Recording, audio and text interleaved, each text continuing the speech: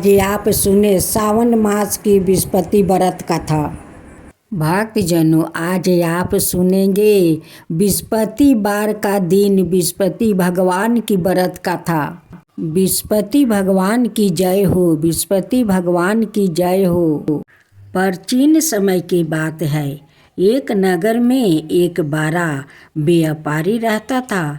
वो जहाज़ों में माल लदवाकर दूसरे देशों में भेजा करता था।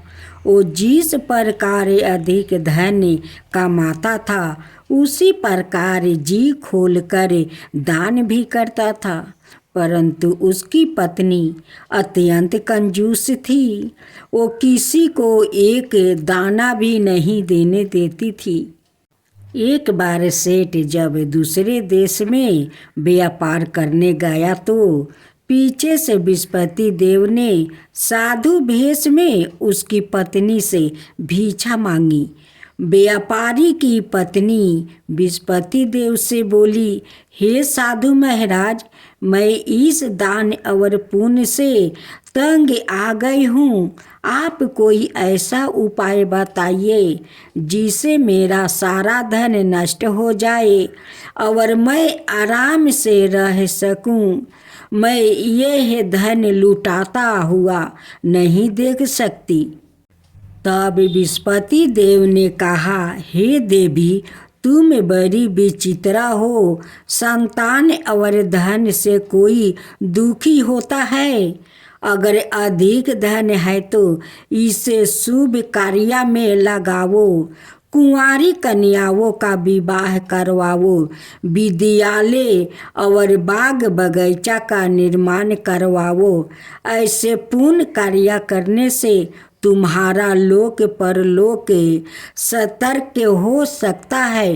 परंतु साधु की इन बातों से व्यापारी की पत्नी को खुशी नहीं हुई। उसने कहा, मुझे ऐसे धन की आवश्यकता नहीं है जिससे मैं दान दूं। तब विस्पति देव ने बोले, यदि तुम्हारी ऐसी इच्छा है तो तुम एक उपाय करना। 7 विस्पति बार घर को गोबर से लिपना, अपने केशों को पीली मिट्टी से धोना, केशों को धोते समय स्नान करना, व्यापारी से हजामत बनाने को कहना, भोजन में मांस मदिरा खाना, कपड़े अपने घर धोना। ऐसे करने से तुम्हारा सारा धन नष्ट हो जाएगा। इतना कहकर विस्पति देव अंतर्ध्यान हो गए। सेठ जी की पत्नी ने विस्पति देव के कहे अनुसार 7 विस्पति बार वैसा ही करने का निश्चय किया। केवल 3 विस्पति बार बीते थे कि उसी समस्त धन संपत्ति नष्ट हो गई और वह परलोक सिधार गई। जब व्यापारी वापस आया तो उसने देखा कि उसका सब कुछ नष्ट हो चुका था। उस व्यापारी ने अपनी पुत्री को संताना दी और दूसरे नगर में जाकर बस गया। वहाँ वो जंगल से लकड़ी काट कर लाता और शहर में बेचता। इस तरह वो अपना जीवन व्यतीत करने लगा। एक दिन उसकी पुत्री ने दही खाने की इच्छा प्रकट की, लेकिन व्यापारी के पास दही खरीदने के पैसा नहीं थे। वो अपनी पुत्री को आश्वासन देकर जंगल में लकड़ी काटने चला गया। वहाँ एक वृक्ष के नीचे बैठा अपनी पूर्व दशा पर विचार कर रोने लगा। उस दिन विस्पति बार था। तभी वहाँ विस्पति देव साधु के रूप में सेठ के पास आए और बोले, हे मनुष्य, तू इस जंगल में किस चिंता में बैठा है? तब सेठ जी बोले, हे महाराज, आप सब कुछ जानते हैं। इतना कहकर व्यापारी अपनी कहानी सुनाकर रो पड़ा। बृहस्पति देव बोले, देखो बेटा, तुम्हारी पत्नी ने बृहस्पति देव का अपमान किया था, उसी कारण तुम्हारा यह हालत हुआ है। लेकिन अब तुम किसी प्रकार की चिंता मत करो। तुम गुरुवार के दिन बृहस्पति देव का पाठ करो। 2 पैसे के चने और गुड़ को लेकर जल के लोटे में शक्कर डालकर वह अमृत और प्रसाद अपने परिवार के सदस्यों और कथा सुनने वालों में बांट दो। सवाए भी प्रसाद और चंद्रमृत लो। भगवान तुम्हारा अवश्य कल्याण करेंगे। साधु की बात सुनकर व्यापारी बोला, महाराज, मुझे तो इतना भी नहीं बचता कि मैं अपनी पुत्री को दही लाकर दे सकूं। इस पर साधु जी बोले, तुम लकड़ियाँ शहर में बेचने जाना। तुम्हें लकड़ियाँ के दाम पहले से चौगुने मिलेंगे, जिससे तुम्हारे सारे कार्य सिद्ध हो जाएंगे। उसने लकड़ियाँ काटी और शहर में बेचने के लिए चल पड़ा। उसकी लकड़ियाँ अच्छे दाम में बिक गई, जिसे उसने अपनी पुत्री के लिए दही लिया और गुरुवार की कथा हेतु चना गुड़ लेकर कथा की और प्रसाद बांट कर सवाए भी खाया। उसी दिन से उसकी सभी कठिनाइयाँ दूर होने लगी। परंतु अगले बृहस्पतिवार को वो कथा करना भूल गया। अगले दिन वहाँ के राजा ने एक बड़े यज्ञ का आयोजन किया। पूरे नगर के लोग के लिए भोजन का आयोजन किया। राजा की आज्ञा अनुसार पूरा नगर राजा के महल में भोजन करने गया। लेकिन सेठ जी और उसकी पुत्री तनिक विलंब करके पहुंचा। अंत उन दोनों को राजा ने महल में ले जाकर भोजन करवाया। जब वो दोनों लौट कर आया, तब रानी ने देखा कि उसका खूंटी पर टंगा हार गायब है। रानी को सेठ और उसकी पुत्री पर संदेह हुआ कि उसका हार उन दोनों ने ही चुराया है।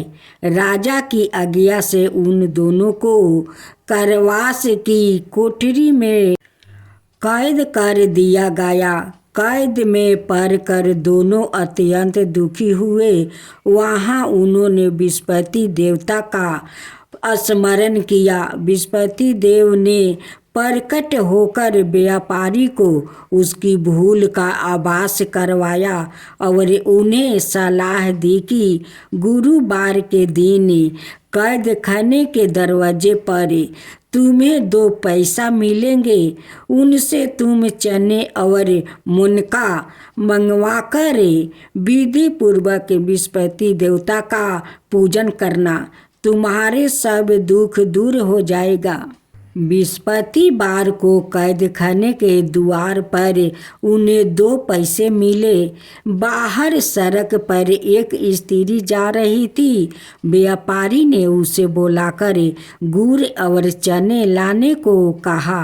इस पर वो स्त्री बोली, मैं अपनी बहू के लिए गहने लेने जा रही हूँ, मेरे पास समय नहीं है।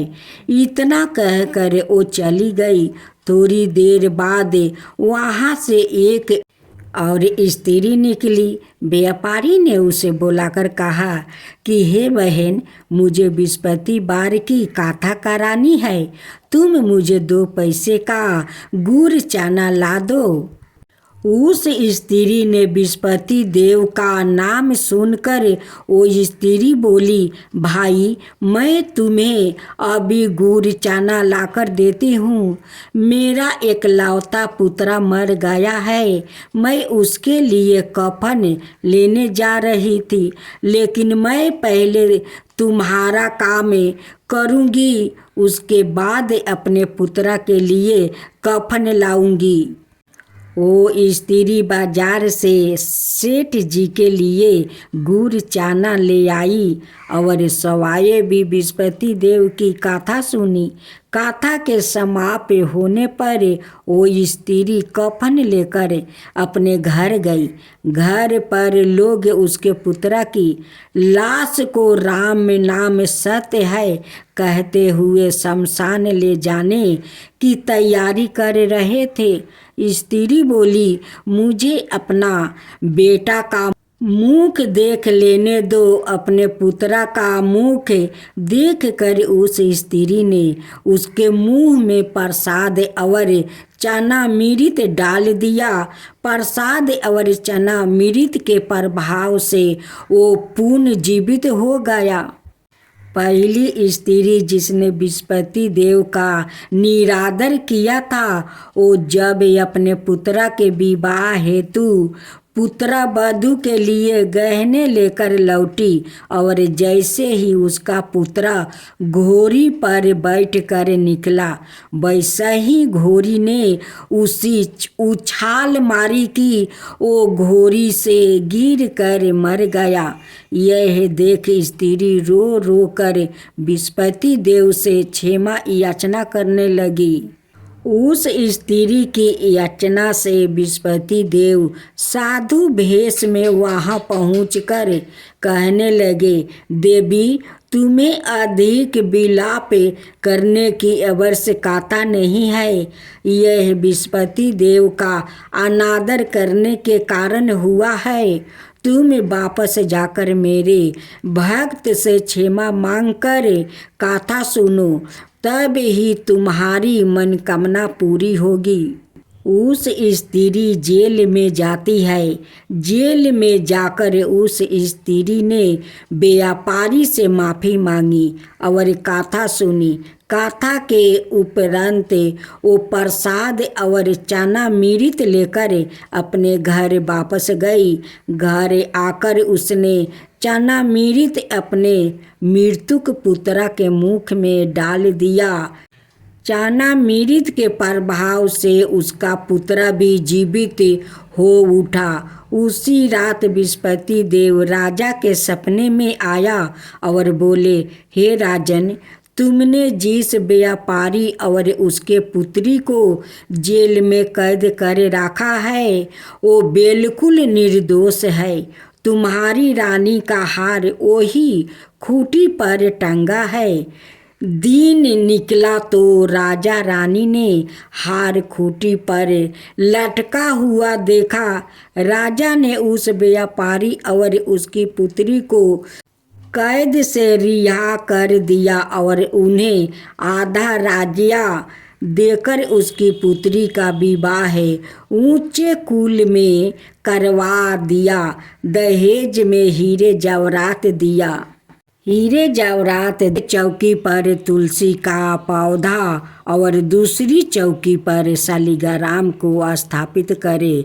इसके बाद बगल में एक जल भरा कलश रखे और उसके ऊपर आम के 5 पत्ते रखे। तुलसी के गमले में गेरू लगाए और घी का दीप जलाए। फिर तुलसी और शालिग्राम पर गंगा जल का छिड़काव करे और रोली चंदन का टीका लगाए।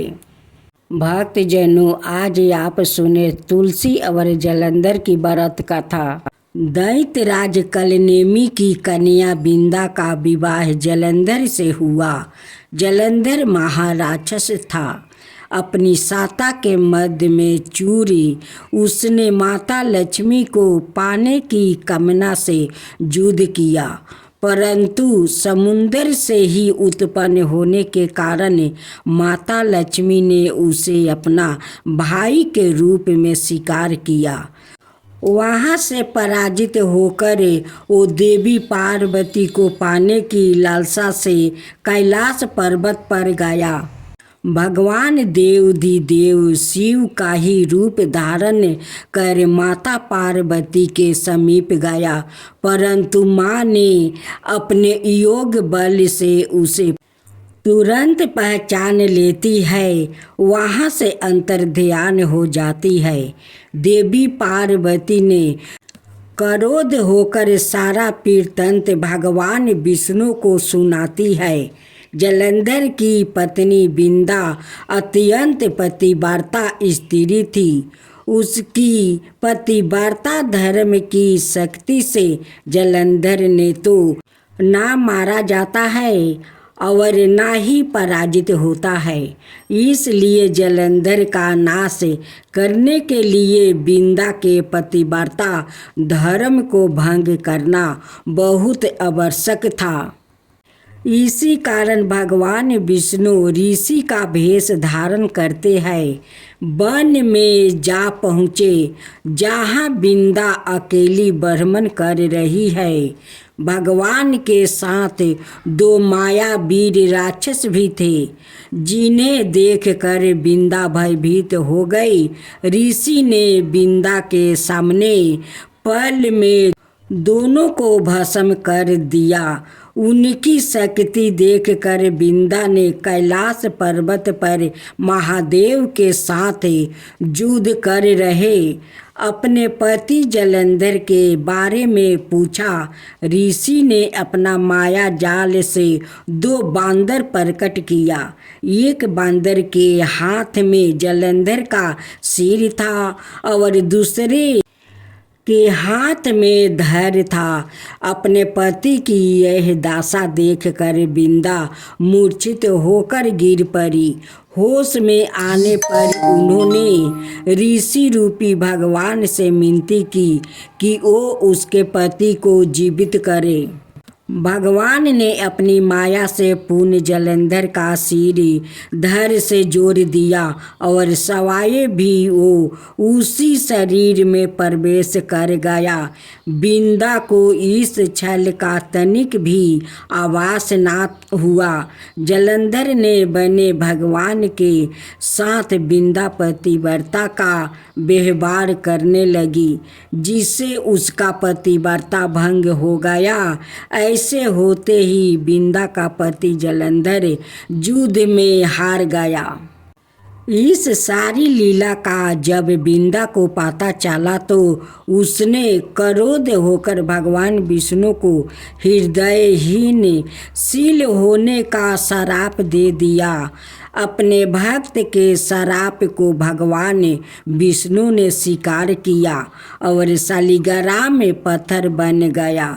दृष्टि के पालनकर्ता के पत्थर बन जाने से ब्रह्मांड में अंशतुलन की स्थिति हो गई। यह देख कर सभी देवी देवताओं ने बिंदा से प्रार्थना की, ओ भगवान विष्णु को श्राप से मुक्त कर दे।